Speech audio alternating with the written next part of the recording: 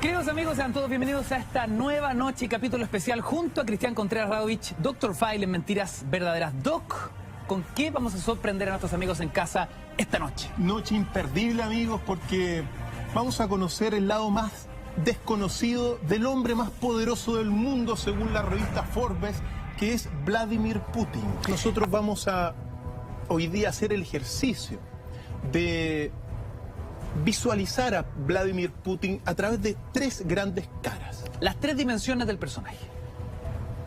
La dimensión y la cara del espía, que es la primera que vamos a ver.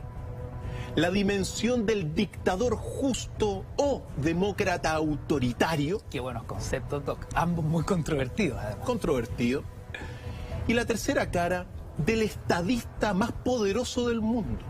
Un hombre cuyas decisiones pueden marcar el destino de la tercera guerra mundial en cuotas que estamos viviendo ahora, para bien o para mal, como tú dijiste.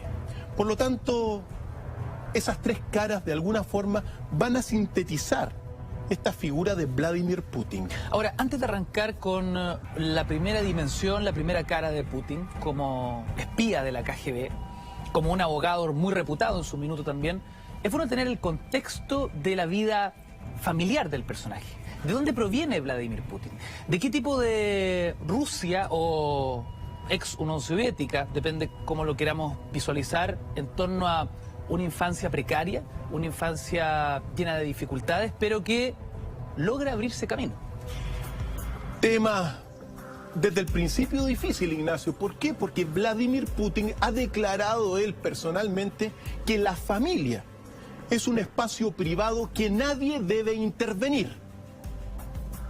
Por lo tanto, ¿qué vamos a hablar de la familia, Ignacio? Algunas cositas, ¿ya? Algunas pequeñas cositas.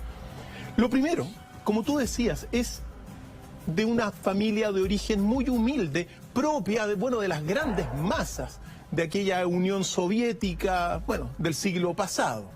Ahí nace de alguna forma el 7 de octubre de 1952 Vladimir Putin en Leningrado, actual San Petersburgo. Su padre se llamaba Vladimir Putin también y fue un oficial de la Marina de todo lo que fue la ex Unión Soviética. Eso es lo que se sabe, ya, a grandes rasgos. Su madre, que se llamaba María Ivanova Putina, fallecida en 1998, era una trabajadora de una fábrica.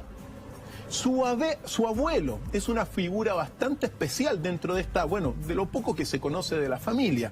Se llamaba Spiridon Putin, nacido en 1872. Pero lo particular de su abuelo fue que fue cocinero de Vladimir Lenin y también de Joseph Stalin. No. Y es muy posible que, debido a este conocimiento, él le haya puesto a su hijo Vladimir y el papá de Vladimir Putin le haya puesto también nuevamente Vladimir, inspirados en este primer contacto que tuvo el abuelo de Vladimir Putin con estas figuras claves de todo lo que fue la ex Unión Soviética, de la revolución bolchevique, que fueron Vladimir Lenin y Joseph Stalin, del cual era el cocinero. Por lo tanto, no deja de ser interesante esa vinculación. El nombre de Vladimir vendría precisamente en recuerdo, de Vladimir Lenin. Ahora, Doc, lo interesante de esta historia, y muy por el contrario de lo que revisábamos la semana pasada con la biografía de Donald Trump, Putin se cría en el seno de una familia muy humilde, donde no hay ningún tipo de conexión con el poder o la influencia. Quizás el único contacto con el poder es la figura de ese cocinero, nada más. Efectivamente. Y vamos a ir viendo cómo se va abriendo camino y a las dimensiones que llega Vladimir Putin. Pero decir también sobre la familia que Vladimir Putin estuvo casado durante 30 años con Ludmila, de la cual se separó en el año 2013. De esa unión tiene dos hijas, bastante especiales, se llama María una y Caterina la otra, nacidas en 1985 y 1986, pero que por efectos de seguridad nacional han vivido realmente fuera de las pantallas, en el prácticamente anonimato. Se sabe muy poco de las hijas de Vladimir Putin y él siempre ha preferido guardarlas ahí porque, bueno, estamos hablando del hombre más poderoso del mundo y en ese sentido también uno de los hombres más amenazados también, como todos sabemos. Ahora, lo poco que se sabe de sus hijas es que María habla ruso, alemán, un idioma oriental, y que particularmente en el año 2014 tuvo que regresar de su estadía en Holanda debido al controvertido, ataque al vuelo MH17, donde murieron 298 personas y que habría sido derribado por los prorrusos. Eso lo habría obligado a regresar a Rusia, Ignacio. Queridos amigos, seguimos al aire completamente en vivo y en directo, noche de viernes en Mentiras Verdaderas. Sobre su otra hija, Caterina, mira, lo poco que se sabe es que trabaja en una empresa multimedia en Rusia y que también tiene algún puesto en la Universidad Estatal de Moscú. Eso es apenas lo que se sabe de la familia, pero bueno, alguna referencia hemos puesto en la mesa, siempre con la prudencia de no meternos muy en lo profundo, al menos en este ámbito de la familia, porque poco se conoce. Es interesante este ciclo que estamos haciendo, Doc, porque nuevamente podemos hacer un paralelo con Donald Trump. La semana pasada nos dábamos un festín con la cantidad de imágenes de programas de televisión, show de farándula, show deportivo, concursos, certámenes de Miss Universo, el propio reality que al final era la vida como empresario de Donald Trump, donde conocíamos hasta dónde dormía, su cama, su habitación, su closet, sus esposas, sus hijos, todo. No hay secretos en el presidente de los Estados Unidos, por lo menos en lo mediático, ¿no? Lo de Putin es distinto. Hay ciertos enigmas, hay puertas cerradas, hay una confidencialidad en torno a su vida privada y su familia que por supuesto nos llena de preguntas, más que respuestas. Efectivamente. Y en este sentido refleja en gran parte lo que es, el pueblo ruso. Vladimir Putin refleja esa idiosincrasia que es bastante distinta a la idiosincrasia estadounidense en muchos aspectos. ¿Cómo lo vamos a ir viendo? Por lo tanto, dicho esta pequeña introducción sobre la familia, podemos comenzar al menos con la vida de Vladimir Putin en cuanto a su infancia, pero considerando también la otra advertencia, porque en realidad Putin vive rodeado de periodistas y uno tiene que saber que solo se sabe lo que él quiere que se sepa de él. Entonces, uno también entra en el mundo de la propaganda, de la información muchas veces, controlada para que Putin tenga una determinada figura, como, muchos otros. Pero eso hay que decirlo, ¿ya? Son advertencias iniciales para hablar del hombre más poderoso del mundo. Un hombre que es muy distinto, sobre todo a Donald Trump, como vamos a ir viendo. Por eso, dicho esto, uno tiene que decir que quizá la infancia de Vladimir Putin lo marcó para el resto de su vida, especialmente en el carácter que tiene Vladimir Putin, una persona más fría, una persona de carácter más calculador, bastante solitario y ocasionalmente violento y evidentemente agresivo para ser un hombre de Estado. ¿Por qué tiene este carácter? Un carácter templado también, un carácter seguro, un carácter que lo vamos a ir desmenuzando, pero muchos le atribuyen a su primera infancia, porque él fue hijo, tuvo dos otros hermanos, pero fue siempre criado como el hijo mayor. ¿Por qué? Porque su primer hermano, el hermano mayor, falleció en todo lo que es el ataque de los nazis a el primer hermano falleció al poco tiempo de nacer. Y el segundo hermano murió también como consecuencia de la difteria y sobre todo de la presión que hicieron los nazis en todo lo que fue Leningrado en la Segunda Guerra Mundial.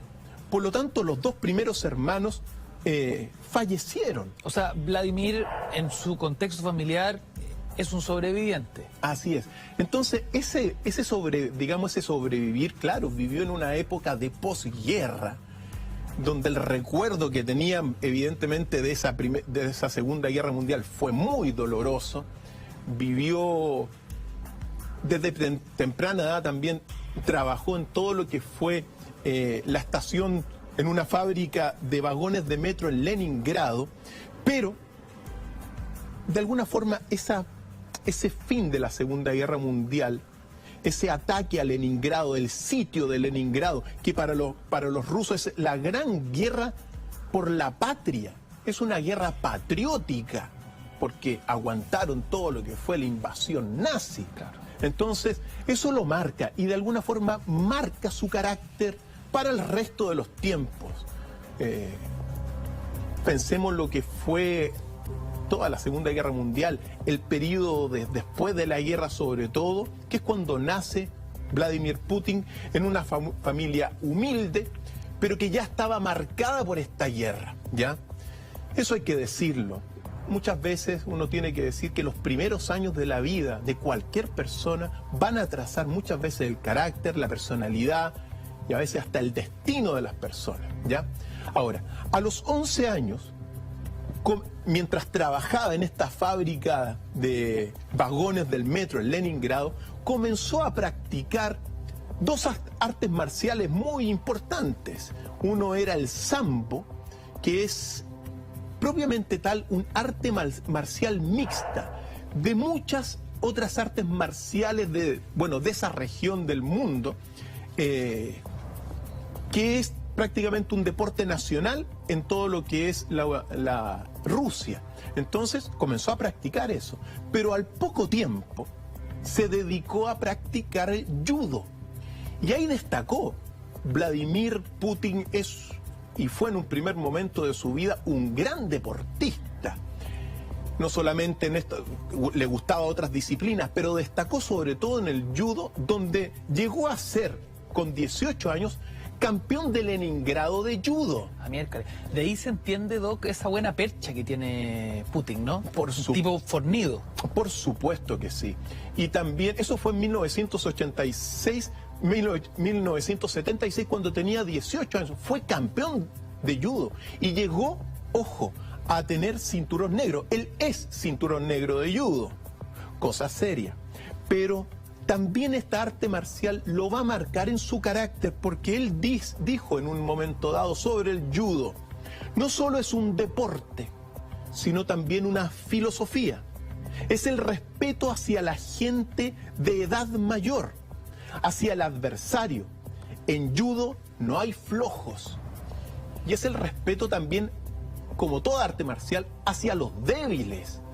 Las personas que logran el primer dan, es decir, el cinturón negro, no andan pegándole a las personas que son más débiles. Entonces, eso va a ir trazando todo lo que es la parte más deportiva, porque hoy día Vladimir Putin es un amante de todo lo que es el box, de todo lo que son las artes marciales mixtas. Particularmente uno tiene que recordar, uno que le encantan también esos deportes de nobleza, porque lo que se aprende sobre todo en el judo, en las artes marciales mixtas y también en el box, es la nobleza. Los hombres verdaderos realmente no se ven con una pistola, Ignacio. El hombre verdadero se ve adentro de un ring, mano a mano, como Dios nos echó al mundo, ¿ya? Por eso, Vladimir Putin está en toda esa esfera de esa nobleza. Por eso uno tiene que recordar a uno de sus amigos, que se llama Fedor Emelianenko, el emperador de las artes marciales mixtas, que ya está un poquito, ahora va a regresar, pero el ámbito de todo lo que es este judo marca también desde la infancia. Y ojo, llegó a ser campeón de Leningrado. No menor este dato, Doc, considerando además que, independiente de la investigación, Usted ha practicado muchos años artes marciales. Por ende, uno puede yo que nunca he practicado artes marciales, entiendo que allí hay una forma de ver la vida distinta. O por lo menos hay ciertos códigos comunes entre quienes desarrollan una carrera o una historia de vida en torno a un arte marcial. Y así uno puede entender cómo funciona su cabeza, cuáles son los motores de un Vladimir Putin, también desde ahí. Por supuesto, y uno puede sacar una deducción, que llegando a ser campeón de judo, no es ningún cobarde. Es una persona que si lo agreden físicamente, es capaz de responder haciéndote un torniquete o te puede eliminar rápidamente. Por lo tanto, pero quizá lo más importante es una filosofía, las artes marciales mixtas son filosofías de respeto. Quizá los hombres más nobles son las personas, los boxeadores, que reflejan verdaderamente, desde mi punto de vista, al verdadero hombre, a ese hombre que se enfrenta mano a mano. Es muy fácil venir con una pistola y llegar y tirar un tiro, o apretar un botón y mandar un cohete. Otra cosa es adentro de un ring. Lo interesante, Doc, que como toda figura poderosa es controvertida. Tenemos una cara, una dimensión, la del hombre noble que practica toda su vida artes marciales, y por otro lado, las acusaciones de sus detractores en torno a violaciones a los derechos humanos, sobre todo en sus dos primeros periodos. Ahí no hay mucho de nobleza, según los enemigos de Putin. Efectivamente. Ya veremos ese caso. Vamos a ver, porque uno tiene que hablar en el contexto de un hombre de Estado y del hombre más poderoso del mundo. El hombre de la segunda potencia nuclear del mundo. Entonces, bueno, uno va poniendo estas cosas en la mesa. Las artes marciales, los principios de lo que son las artes marciales mixtas, es sobre todo no aprovecharse de los débiles. Uno lo dice ahí, lo pone, y los amigos, como siempre, sacarán sus conclusiones en base a los datos que vamos a ir viendo. Doc pregunta, entendiendo que Putin venía y se crió en el seno de una familia pobre, humilde, ¿cómo es posible que llegó a estudiar leyes? Se convierte en abogado, y no en cualquier abogado, en un abogado muy reputado. Efectivamente, tan pronto termina su enseñanza escolar en la escuela 193, entró a estudiar precisamente Derecho en la Universidad Estatal de Leningrado. Ese sus primeros estudios fue clave, porque ahí conoció a una persona que lo va a marcar en todos sus idearios políticos, que se llama Anatoly Sobchak, que era un político ruso, coautor de la Constitución de la Federación Rusa, que fue aprobada, por cierto, por referéndum en 1993. Y ahí conoció a este Anatoly Sobchak, que se va a transformar en el mentor con el tiempo de todo lo que es Vladimir Putin como gran político, en este sentido, como dictador justo o como demócrata autoritario. Esto es clave. Incluso este Anatoly también va a ser el mentor de Dmitry Medvedev, que va a ser después presidente y de alguna forma quizá uno de los principales aliados políticos de Vladimir Putin. Este Anatoly Sobchak, figura clave, pero clave, no solamente contribuyó en todo lo que es la filosofía de la perestroika de Mikhail Gorbachev, sino que también planteó, ya cuando Putin estaba en la universidad, un concepto que es el concepto que nosotros vamos a plantear y dejar en la mesa, el concepto de democracia autoritaria, que va a ser de alguna forma lo que está haciendo hoy día Vladimir Putin. Lo aprendió de Anatoly Sobchak. La democracia autoritaria, en palabras bastante simples, te dice: todo lo que se pueda hacer democráticamente, hazlo. Y lo que no se pueda hacer democráticamente, hazlo con soberanía y con autoridad. Así de simple. Entonces, de alguna forma, esa forma de pensamiento y esa visión de Anatoly Sobchak va a trazar y se va a enraizar en el pensamiento de abogado de Vladimir Putin, la democracia autoritaria, que de alguna forma se puede interpretar también como una dictadura justa, llegado el momento de que vamos a ver, porque ha pasado harto tiempo, claro, desde aquellos primeros años. Así que lo que uno tiene que señalar, que ese primer periodo fue fundamental en la educación y en la formación. Ahora, después de los primeros años, claro, él se egresa como abogado y tenía la obligación de obedecer y asumir la plaza laboral que el Estado le iba a dar a Vladimir Putin. Y es aquí cuando aparece, de alguna forma, la primera gran figura o imagen que vamos a ver de Vladimir Putin, que es la imagen del espía. Doc, hacemos un breve alto y a la vuelta entramos en esa quizás la dimensión más sabrosa en torno a la opinión pública y el enigma en torno a Vladimir Putin, el espía de la KGB. Hacemos un breve alto y seguimos con este capítulo especial dedicado a Vladimir Putin en Mentiras Verdaderas junto a Dr. File. Ya volvemos. Cuando sale de la universidad en 1975, el Estado lo asigna como agente de la KGB, que es el servicio de inteligencia de aquel entonces. O sea, él termina su estudio, venga a la KGB al tiro. Efectivamente. Vieron en él, me imagino, ciertas habilidades que le permitieron ingresar a la KGB. No creo que cualquiera entre ahí. Por supuesto, pero según lo que se cuenta, Vladimir Putin quería entrar a la KGB como, bueno, agente de este servicio de inteligencia súper secreto de Rusia, ¿ya? Entonces, ingresa. Fíjate tú que esta primera cara de espía se va a prolongar desde 1975 hasta 1991, es decir, durante 16 años. Muchísimo. Vladimir Putin fue agente de inteligencia de la KGB. Ahora, Doc, este es un dato clave, ¿no? Porque el que hoy ostenta el cargo de presidente de la Federación Rusa, el gran líder ruso, es en su esencia un espía. En su esencia, efectivamente, un abogado que se dedicó evidentemente a todo lo que es la ultrainteligencia. Y eso para sus enemigos políticos, para las superpotencias que están en pugna con Rusia, es un dato no menor. Sus primeras misiones fueron de contraespionaje. Ustedes saben, amigos, que el contraespionaje es, de alguna forma, espiar a la misma KGB, por decirlo así. Pero, en realidad, se sabe muy poco de todo lo que es esta cara de espía de Vladimir Putin. Sin embargo, y afortunadamente, llegó a mis manos un libro que se llama La Cadena de Oro, hace mucho tiempo, publicado en 1979 por un espía británico del M16 que se llamaba y se llama, por cierto, Richard Tomlinson.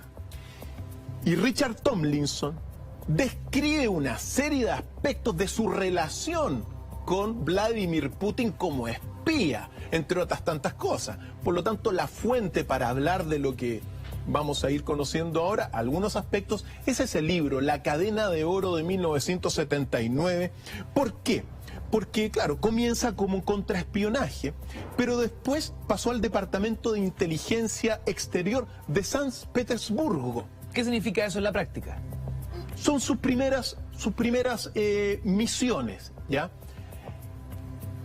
Pero donde aparece, digamos su primera gran operación y misión importante fue después, porque fue destinado, si todo esto es así, a Dresden, en todo lo que es la Alemania Oriental. Ahora, antes de ir a Dresden, cuenta Tomlinson, este espía, que en su momento dado conoció a Vladimir Putin en un lugar que se llama Einkeren, en Jerusalén. Einkeren es un monasterio de las monjas ortodoxas rusas, que en aquel 1980 se utilizaba como, departamento súper secreto de la KGB en Jerusalén. Ahí es donde habría conocido Tomlinson a Vladimir Putin. Y se cuenta que estaban ahí los espías rusos, un poquito más allá estaban los espías británicos, y por las tardes se cuenta que se juntaban todos estos espías que estaban de alguna forma en sus primeros en sus primeros pasos.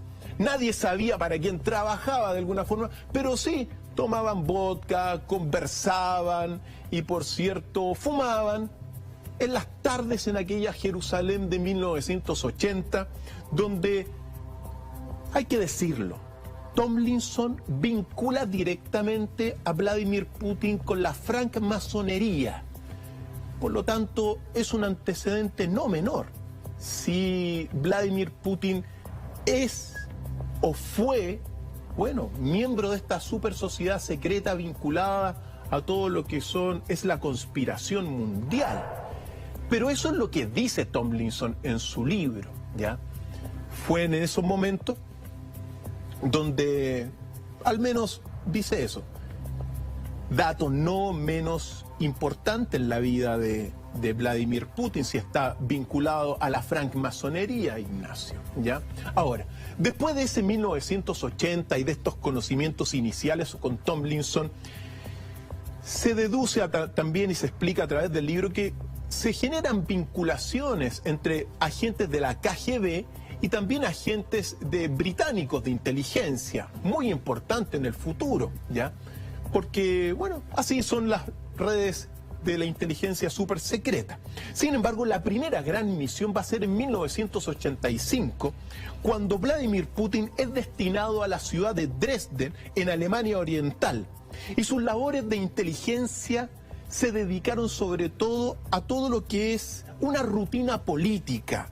Él recopilaba y analizaba información de la OTAN, que era el primer enemigo hasta el día de hoy de todo lo que es la ex Unión Soviética y también Rusia, pero también se dedicó durante muchísimo tiempo. Era en esta época donde Putin hace una labor tremendamente peligrosa, ¿no? Y era la de infiltrar agentes a Alemania. Efectivamente. Tremendamente arriesgado. Efectivamente. Comienza a infiltrar y en eso tiene mucho éxito Vladimir Putin, porque infiltra a través de él en la Alemania, en la Bundesrepublik Deutschland, en la Alemania occidental, digamos, en una serie de espías rusos en ámbitos no solamente comerciales, empresariales, sino que también, por cierto, en el ámbito político, ¿ya? Y en ese Dresden de 1985, donde trabaja también con todo lo que se llama Stasi, que es todo el departamento de inteligencia, el ministerio de inteligencia de todo lo que era la Alemania Oriental. Por lo tanto, va a ir generando poco a poco, con su prestancia y sus conocimientos de abogado, con toda esta superinteligencia, una red de contactos que es muy importante en la vida de Vladimir Putin. Actuó como agente, por cierto, en 1979. Se cuenta en este libro que yo he señalado que Putin estaba en el programa de control mental del M16 de la francmasonería del Real Arco, y hasta 1994, si esto es efectivo, siendo uno de los agentes de esta operación de control mental que operaba desde la KGB, es decir, espías y agentes británicos trabajando también en algunas operaciones con agentes de la KGB, ¿ya? Así es el mundo de estas policías súper secretas. De los bravos. Un Daniel Craig, un 007, Doc, queda como una alpargata vieja al lado de un Putin que mientras vamos narrando esta historia, lo hemos visto entrenar, lo hemos visto en un submarino, lo vemos ahora en una Alas Delta. El tipo tiene 1000 facetas, ahí lo vemos cazando.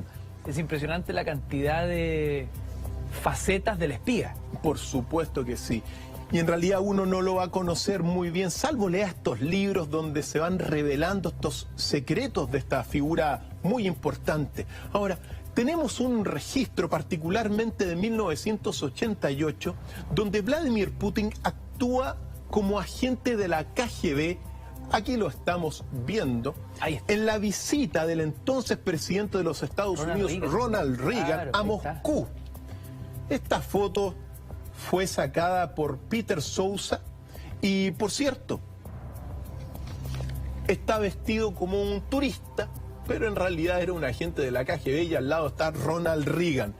En más de algún pasaje de sus comentarios, siempre cita a Ronald Reagan, Vladimir Putin, porque bueno, habrá sido una de sus misiones que le tocó realizar. Qué buena foto, claro, tiene ahí, luce una cámara fotográfica y algo cuelga ahí también al lado de aquello, una pinta total de turista. Efectivamente. Por eso, estos son los aspectos de Vladimir Putin que lo marcan como este espía, es decir, una persona que va a manejar, primero, un nivel de información privilegiado. Después, se le vincularía, como hemos señalado, según estas fuentes, a sociedades secretas. Y obviamente uno tiene que decir, uno tiene que ser ingenuo. Todas estas sociedades secretas, todos estos servicios de inteligencia como el M16 británico, como la CIA, como la KGB, como los servicios de inteligencia, como la DINA, como la AAA y como todos los servicios de inteligencia, como la misma Inquisición, que fue de alguna forma, la madre de todos los servicios de inteligencia, se practican sistemáticamente violaciones a los derechos humanos en estos organismos secretos. Es decir, la tortura es parte de ese organismo, de alguna forma. Aunque él esté en departamentos distintos, en estas organizaciones se hacen esas cosas. La política es la misma. Es la misma. Doc, en algún minuto presentó a Vladimir Putin como un dictador justo o un demócrata autoritario. Definición tremendamente controvertida para ya ir perfilando el filo más político del personaje. Efectivamente, porque cuando en 1989 cae el muro de Berlín, la Unión Soviética comienza a desintegrarse. Y particularmente esos 1990, 1991, Vladimir Putin va a comenzar a trabajar ahora como asesor directo de Anatoly Sobchak, ¿ya? Que era el alcalde de San Petersburgo, ex Leningrado. Y va a comenzar a desarrollar una carrera política meteórica de alguna forma a partir de ese momento. Pero uno tiene que decir que esos primeros años fueron tremendamente difíciles para toda la Unión Soviética que se estaba desintegrando. Fueron momentos de hambruna en Leningrado, que fue donde fue afectada la familia de Lenin. Es decir, pensemos lo que es que se desarme el país entero. También todo lo que fue Polonia, que estaba al lado, fue un centro de... Mira, todas las policías secretas se cayeron en Polonia para de alguna forma desmantelar a ese país de la esfera soviética. ¿Y por qué digo esto? Porque esta hambruna, que también afectó a la familia de Putin, le hizo a Putin de alguna forma, según estos antecedentes, tomar un contacto con un agente del M16 británico que se llamaba John Scarlett, un francmasón del Real Arco que, según estos antecedentes, Putin le habría pedido una visa para ir a Inglaterra. Si todo esto es así, Putin le habría pedido de alguna forma ir a Inglaterra y John Scarlett, este agente del M16 británico, se lo habría autorizado con toda la autorización oficial. Pero si esto es así, toda la inteligencia británica habría determinado que tan pronto Putin pisara Inglaterra, lo tomara prisionero, lo torturara y lo asesinara. Pero poco antes de tomar esta decisión, Putin se habría enterado y habría frenado su ida a Inglaterra, donde sus días habrían estado contados. Después de esto, comienza de alguna forma a trabajar con Sobchak y comienza poco a poco a tener una carrera meteórica impresionante como vicedirector de gestión de bienes de Boris Yeltsin y así sucesivamente hasta que toma el poder en un momento dado, el 9 de agosto de 1998, asume como jefe del gobierno de Boris Yeltsin. Y es en ese momento... Conectado absolutamente con el poder principal. Por supuesto. Carrera meteórica, es decir, en cosa de unos 3 años, Pasa de ser un asesor de alcalde de Leningrado a ser prácticamente el segundo a bordo en todo lo que fue el gobierno de Boris Yeltsin. Y es ahí cuando aparece y se detona en aquel 1900, bueno, un poco antes, todo lo que fue la Segunda Guerra con Chechenia. Un conflicto armado muy importante porque va a marcar un episodio trascendental en la vida política de Putin. Recordemos que los chechenos habían logrado una precaria independencia en 1996, se tomaron el poder. En 1997, Aslan Maskhadov fue elegido presidente de Chechenia y al otro año, en 1999, se tomaron la región de Daguestán, donde se enfrentaron al ejército ruso. En ese momento, cuando los chechenos invaden Daguestán, ocurre el bullado caso de los atentados terroristas y explosivos que afectan una serie de edificios en todo lo que es Rusia, en diferentes ciudades rusas. El 4 de septiembre de ese 1999, en Buynaz, Daguestán, una bomba explosiva mata a muchísimas personas. El 9 y 11 de septiembre de ese año 1999 en Moscú, en unos edificios también acto terrorista, mata a otras tantas personas. Y un tercer bombazo el 16 de septiembre en Volgodonsk.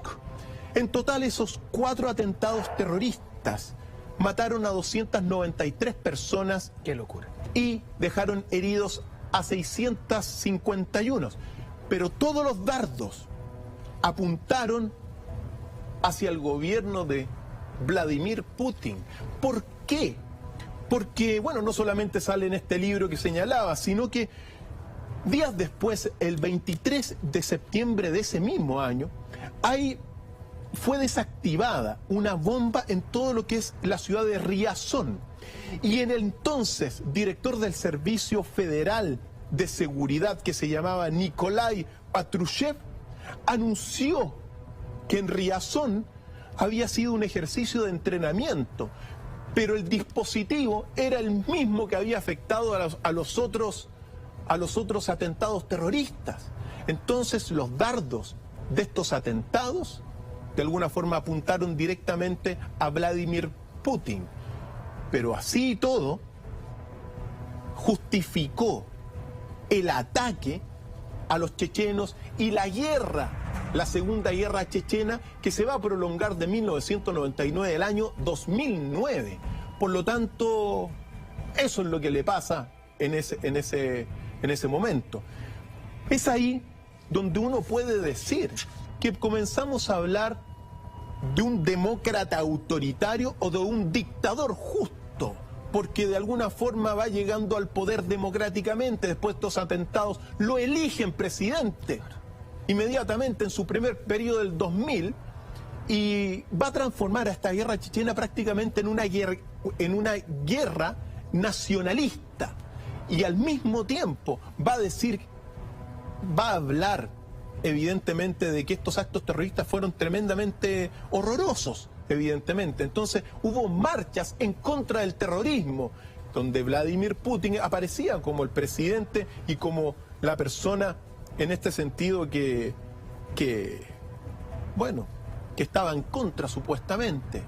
Es posible que hayan sido atentados de falsa bandera. Por eso uno se dice, llega democráticamente al poder, es respaldado por la ciudadanía, pero es posible que haya hecho estos atentados. Dictador justo o demócrata autoritario. Porque es ahí, cuando asume su primer mandato del año 2000, en el año 2000, donde comienza a realizar una serie de reformas, por cierto, importantísimas a nivel legal. Vladimir Putin, por cierto, mira, cambió el himno nacional, comenzó a cambiar los códigos de administración, una serie de reformas estructurales. Reformas estructurales en su gobierno. Toda esta situación también, uno tiene que decirle que mientras comenzaba a dar estos primeros pasos como demócrata autoritario, cambiando las leyes, cambió, como te decía, el himno nacional. entre otras cosas, se hicieron 2 comisiones para investigar los atentados terroristas. Y la comisión que fue organizada por el Servicio de Inteligencia determinó que habían sido, bueno, estos pro-chechenos los que habían cometido estos actos terroristas. Pero también se conformó una comisión de la Duma o del Parlamento ruso. Y ante las preguntas de los parlamentarios rusos, el gobierno no respondió. Y al poco tiempo, 2 integrantes de esta comisión del Parlamento ruso aparecieron asesinados milagrosamente. Entonces, son los datos que uno tiene que señalar y dejarlos en la mesa. Así se actúa en gran medida en ese país y en muchos otros países. Ahora, la guerra de Chechenia evidentemente se va a demorar muchísimo tiempo, son 10 años, van a haber 50.000 muertos en total y más de 10.000 soldados heridos. Pero como te decía, Vladimir Putin, esto le sirvió de todas maneras para ir tomando medidas como presidente de carácter bastante relevantes, ¿ya? Consolida el poder central, es decir, los 89 sujetos federales, que son como las regiones, las sintetiza en 7 grandes regiones de jurisdicción, unifica las leyes de todo el país, abolió una serie de leyes federales en su primer mandato e inmediatamente comienza de alguna forma a restringir la influencia y también todo lo que es el poder de una serie de oligarcas rusos. Y eso es clave, porque la oligarquía es la degeneración de todo lo que es la aristocracia. Y durante toda la Unión Soviética se generó muchísimas oligarquías, es decir, personas con muchísimo poder que van a ir, bueno, prácticamente mandando en una sociedad ausente, una sociedad civil bastante ausente en todo lo que es la Unión Soviética y hoy día parece que también bastante ausente.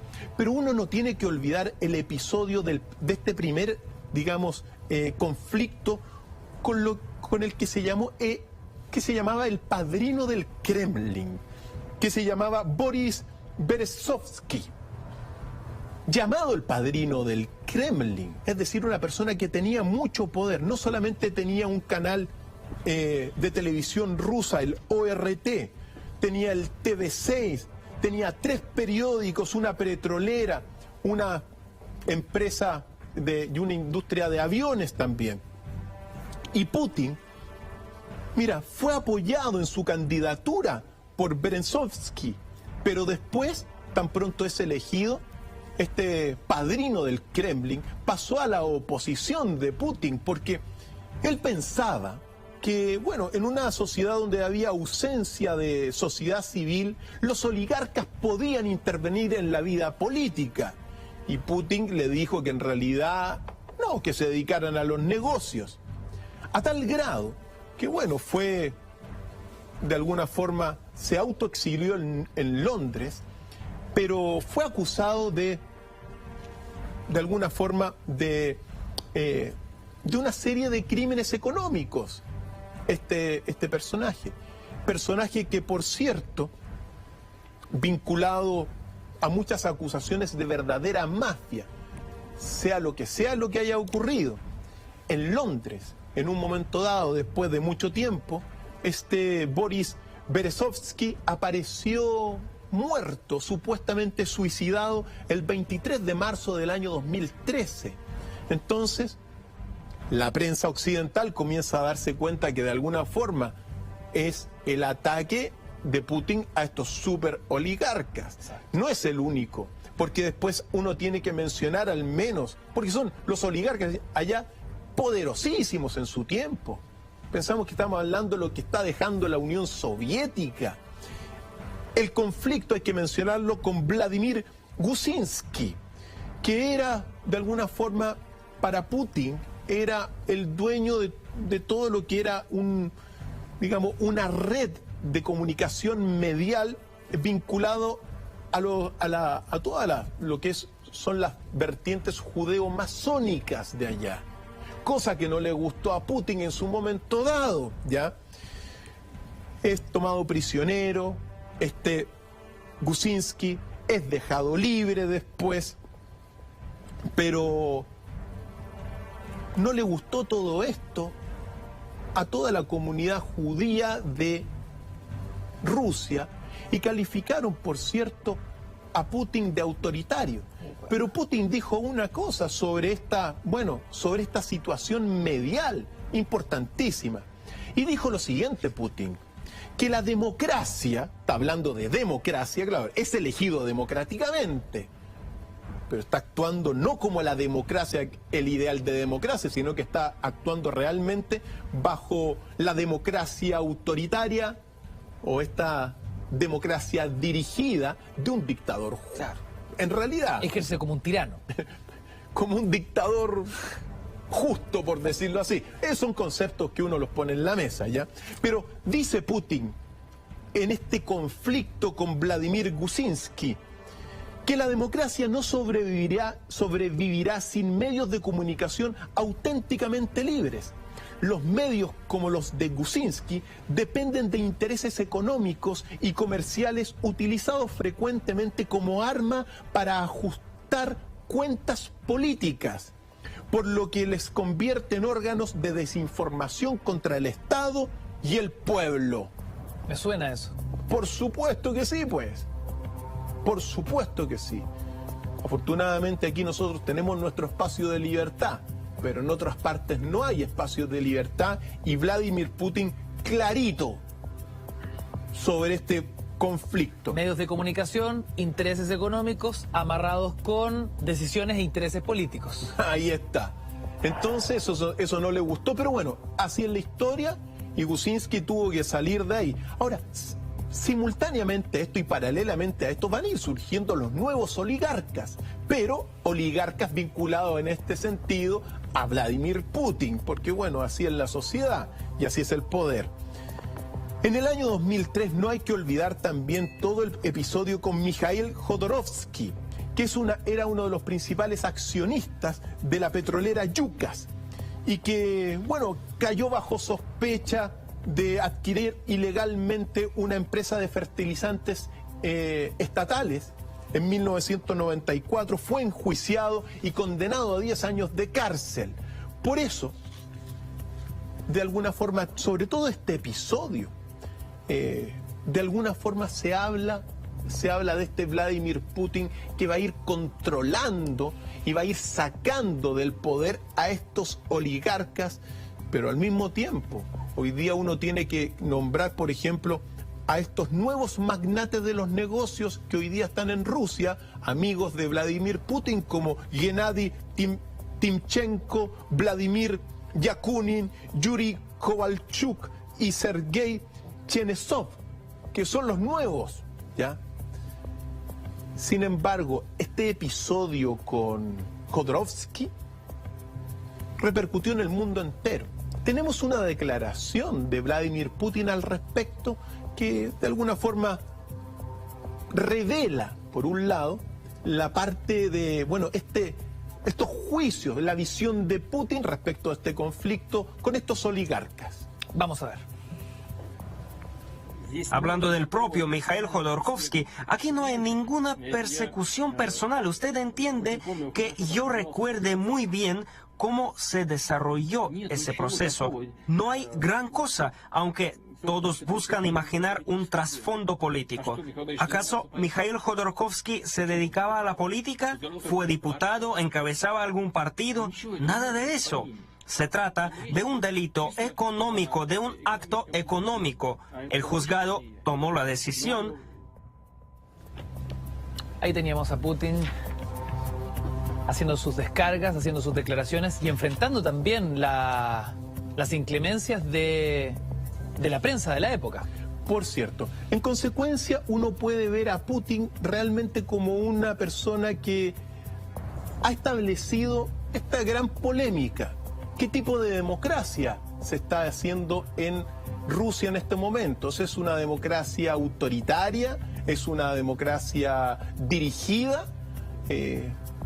¿O es un dictador justo? Sea lo que sea, uno tiene que ir pasando, entre otros aspectos, así como vimos el espía, este dictador justo o demócrata autoritario, a todo lo que es la visión de estadista de Vladimir Putin. Y en este sentido, lo mejor que podemos hacer es ir poniendo sobre la mesa, bueno, ciertos documentos que hablen por sí solos y que nosotros los podemos conversar, porque así como se ha perfilado en este sentido Vladimir Putin, uno puede decir que es hoy por hoy el estadista más influyente del mundo. Sus decisiones, para bien o para mal, pueden decidir el destino de la guerra mundial y de muchas otras guerras que están ocurriendo en diferentes partes del mundo. Por eso, quizá lo mejor en este sentido es recordar todo lo que piensa Putin a partir de los conflictos que se han dado, por ejemplo, en Libia, en el mismo Irak, para ir conversando sobre sus posiciones de gran estadista frente al mundo entero. Y frente a las acciones de los Estados Unidos, me imagino. Efectivamente. Por eso vamos a escuchar la siguiente declaración y la conversamos, pero esto ya en la faceta de gran estadista y del hombre más poderoso del mundo. Vamos a ver. Parece que lejos de aprender de los errores de otros, todo el mundo sigue repitiéndolos. Así pues, la exportación de revoluciones, esta vez llamadas democráticas, continúa. Baste con ver la situación en el Oriente Medio y en el norte de África, como lo han mencionado oradores anteriores. Desde luego, los problemas políticos y sociales en esa región han estado creciendo durante largo tiempo y, naturalmente, las personas de allí querían cambios. Pero, ¿cómo resultó en realidad la situación? En lugar de lograr reformas, a una interferencia extranjera agresiva ha resultado en una destrucción flagrante de las instituciones nacionales y del estilo de vida, en lugar del triunfo de la democracia y el progreso. Lo que tenemos es violencia, pobreza y desastre social. Y a nadie le importan los derechos humanos, incluido el derecho a la vida. No puedo dejar de preguntar a quienes causaron la situación, ¿se dan cuenta ustedes ahora de lo que han hecho? Pero me temo que nadie vaya a responder. Efectivamente, las políticas basadas en el engreimiento y en la convicción del carácter excepcional propio y la impunidad nunca se han abandonado. Ahora es obvio que el vacío de poder creado en algunos países del Oriente Medio y del norte de África han llevado al surgimiento de zonas de anarquía que inmediatamente se han llenado de extremistas y terroristas. Declaración fundamental, Ignacio. ¿Por qué? Porque revela y deja de manifiesto frente al mundo entero todo lo que han sido las operaciones de destrucción de estados por parte de los Estados Unidos. Libia, Irak, Siria y otros tantos. Vladimir Putin de alguna forma le pone un freno, al menos declarando esto. Otro episodio relevante y que de alguna forma marca quizá uno de sus apariciones más influyentes en la esfera de estadista es cuando de alguna forma revela el origen del Estado Islámico, que es impresionante y que evidentemente, como ya lo sabemos, lo vincula también, bueno, a muchas acciones de los Estados Unidos. Vamos a ver esta declaración clave en la historia de este estadista. Otra amenaza que el presidente Obama mencionó fue ISIS, el Estado Islámico. Bueno, ¿quién fue el que los armó? ¿Quién armó a los sirios que estaban luchando contra Assad? Su presidente. ¿Quién creó el clima político e informativo necesario que facilitó esta situación? ¿Quién prefirió el uso de armas? ¿De verdad no entienden quién está luchando en Siria? Son mercenarios los que luchan, la mayoría son mercenarios. ¿Ustedes comprenden que ellos realmente reciben dinero? Son mercenarios que pelean por cualquiera que sea el lado que pague más. Así que los arman y les pagan una cierta cantidad. Yo incluso conozco cuáles son esas cantidades que les han pagado. Así que ellos luchan, tienen armas, no pueden hacer que regresen. Entonces ellos descubren que en otro lugar les pagan un poco más. Así que se van a luchar ahí. Después ocupan los campos de petróleo. Donde quiera que sea, en Irak, en Siria. Comienzan a extraer el petróleo.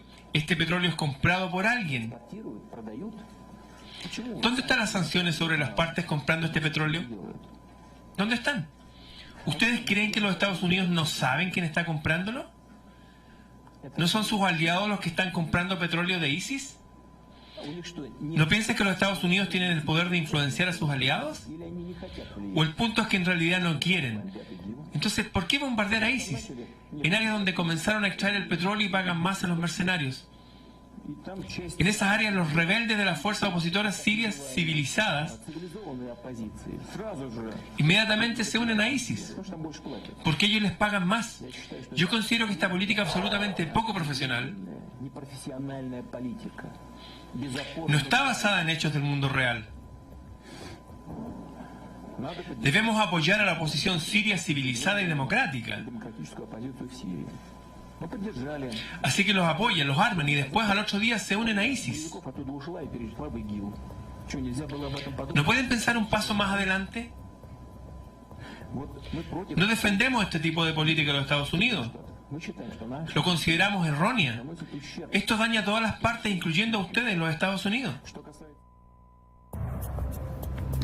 Ahí tenían la filosa declaración de Vladimir Putin que desnuda al pueblo norteamericano, más bien a los liderazgos de los Estados Unidos en función de su permanente lucha contra el Estado Islámico. Finalmente, ¿qué es lo que dice Putin ahí? Que fueron los mismos norteamericanos, el mismo país del norte el que armó a esos guerreros que hoy son sus principales enemigos. En esta guerra contra el terrorismo hacemos un breve alto, seguimos haciendo esta retrospectiva, una radiografía, biografía completa de Vladimir Putin. Vamos y volvemos. Quiero aprovechar de celebrar, Doc, porque no lo hemos dicho en las pantallas de Mentiras Verdaderas, que hoy la red está de cumpleaños. Así que para todos nuestros compañeros, trabajadores, equipos, nosotros somos los que damos la cara, ¿no, Doc? Pero detrás hay un equipo humano inmenso que construyen este querido canal, Doc, y que hoy estamos todos de cumpleaños festejando un año más de vida en toda nuestra programación. 26 años, Ignacio. Se sacó foto hasta con la torta, Doc. Efectivamente. Yo le saqué la foto. Además que yo me acuerdo que cuando hice mi práctica profesional como periodista, lo hice en el departamento de prensa de la red, cuando la red tenía 6 meses de vida. No me diga, Doc. Hace ya mucho tiempo. ¿Usted técnicamente es una suerte de fundador de este canal? De alguna forma, en estos sentidos, claro. Así que feliz cumpleaños a la red, un canal donde al menos tenemos libertad editorial para poder hablar estas cosas que en otras partes no se pueden hablar. Ignacio. Y por eso estamos aquí, Doc, y en ningún otro lado.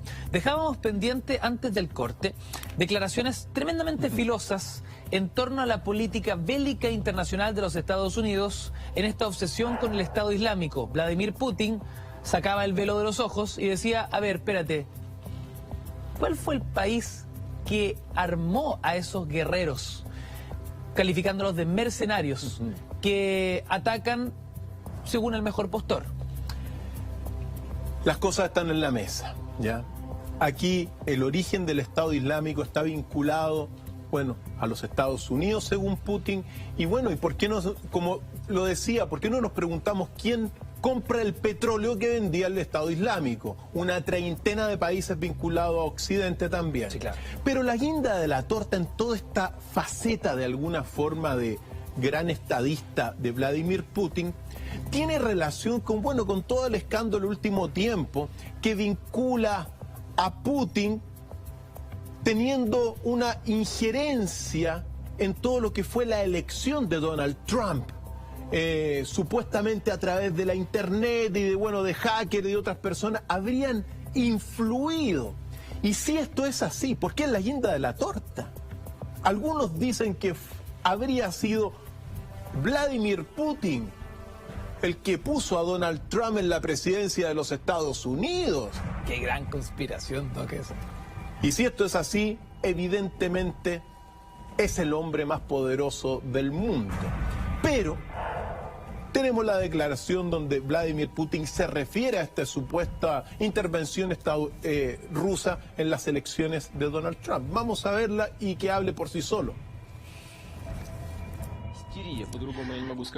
Con el mismo fin se usa la histeria creada en los Estados Unidos sobre la supuesta influencia de Rusia sobre las elecciones presidenciales en Estados Unidos.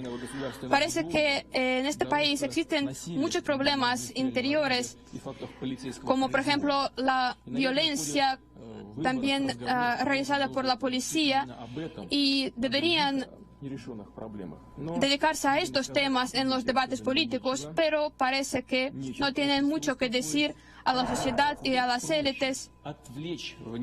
Y es mucho más fácil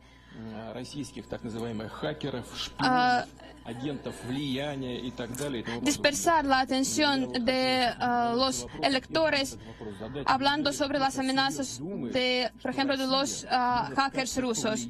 ¿Acaso ustedes realmente piensan que Rusia es capaz de influir en la elección del pueblo estadounidense? ¿Acaso Estados Unidos son una república bananera? Que quede claro, Ignacio, evidentemente él no reconoce una intervención en la elección de Donald Trump, pero de alguna forma perfila con esta declaración la influencia que tiene Vladimir Putin en el mundo actual. Por eso, ¿le convenía a Vladimir Putin un Donald Trump en la presidencia de los Estados Unidos? es tan relativo eso, Ignacio. Evidentemente uno lo va a tener que ir viendo con el tiempo, pero sea lo que sea, los amigos tienen antecedentes importantes para comenzar a distinguir quién es Vladimir Putin. Desde nuestra perspectiva podemos contribuir en decir que fue y es un gran espía, tiene una cara de espía, tiene otra cara de dictador justo o demócrata autoritario y evidentemente tiene esta tercera cara del estadista hoy por hoy más influyente de la Tierra. Por eso se habla de que es el hombre más poderoso del mundo en la actualidad.